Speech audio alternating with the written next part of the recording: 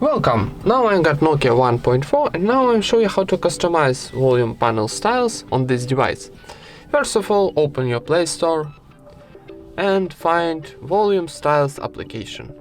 This one. Need downloading and installing. I've already installed this, so click Open. Wait a second for loading. And now need to choose your volume styles, maybe like iOS. It will be nice. So then in the top right corner we got Start button. Click it. And now need give permissions for this application. So click here. And one more time into your settings. Use volume styles, turn on, allow. And now when you see stop button in the top right corner, new volume styles panel are activated. And that's it.